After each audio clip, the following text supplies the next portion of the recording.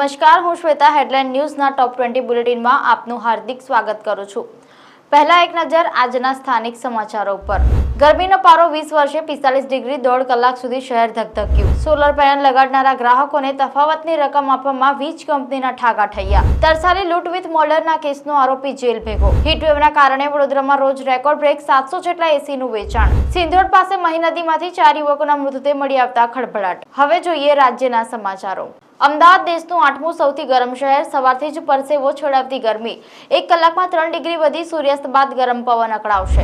અમદાવાદમાં 46+ ડિગ્રીમાં 2 જગ્યાએ આગ। લાલ દરવાજા પાસે ભોંયરું ભડકે બળતા ફાયરની 15 ટીમે આખી રાત કામ કર્યું। આણંદ સિવિલમાં હિસ્ટ્રોકને લઈને 8 બેડનો ઇમરજન્સી વોર્ડ તૈયાર કરાયો। કઠલાલ તાલુકાના ફાગવેલ નજીક પિકઅપ ગાડીમાંથી 6.91 લાખનો વિદેશી દારૂ પકડાયો।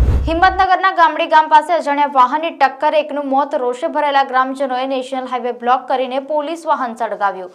ટોળાને વિખેરવા 120 થી વધુ ટીયર ગેસના સેલ છોડ્યા। હવે જોઈએ દેશ વિદેશના મહત્વના સમાચારો। લોકસભા ચૂંટણી 2024 છઠ્ઠા તબક્કાના મતદાન પહેલા સોનિયા ગાંધીએ દિલ્હીની જનતાને મતદાન કરવા કરી અપીલ। કહ્યું આઈએનડીઆઈ યુવાનોને રોજગારી આપશે। હિમાચલમાં પીએમ મોદીની રેલી। વડાપ્રધાને કહ્યું કોંગ્રેસ બધાનું અનામત છેરવીને મુસ્લિમોને આપવા માંગે છે। રાજ્યમાં કોંગ્રેસની સરકાર લાંબો સમય ટકવાની નથી। 7 રાજ્યોમાં 5 દિવસ માટે હીટવેવનું રેડ એલર્ટ। રાજસ્થાનમાં 8ના મોત। જેસલમેરમાં ભારત પાકિસ્તાન સરહદ પર પારો 53 ડિગ્રીએ પહોંચ્યો। અનેક રાજ્યો ભઠ્ઠીની જેમ સળગી રહ્યા છે। કેમિકલ ફેક્ટરીમાં બોઇલર ફાટ્યું। 8ના મોત, 50 થી વધુ ઘાયલ। એકાએક 3 વિસ્ફોટ થતા 3 કિલોમીટર સુધી અવાજ સંભળાયો। કિર્ગિસ્તાનમાં ફસાયેલા ગુજરાતના વિદ્યાર્થીઓને લઈને રાજ્ય સરકાર સતર્ક। સુરક્ષા માટે અપાઈ સૂચના। હવે જોઈએ મનોરંજન અને ખેલ જગતના સમાચારો। ભૂલ-ભુલૈયા 3ની રિલીઝ ડેટમાં કોઈ ફેરફાર નહીં। દિવાળી વખતે જ આવશે। આલિયા અને રણબીરનું નવું ઘર દિવાળી સુધીમાં તૈયાર થઈ જશે। પુષ્પા 2નું બીજું ગીત અંગારોનું teaser out. Rashmika hook step કરતી જોવા મળી। ગીત 29 મેના રોજ થશે રિલીઝ। જૂન મહિનામાં યોજાનારી T20 વર્લ્ડ કપ 2024માં ભારત પાકિસ્તાન મેચની ટિકિટનો ભાવ 16 લાખ રૂપિયા।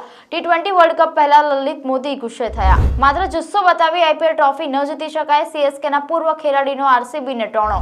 તો આ હતી દેશની 20 મોટી ખબરો। મને અને હેડલાઇનની ટીમને રજા આપશો। ફરી મળીશું નવા સમાચારો અને નવા વિષયો સાથે। નમસ્કાર।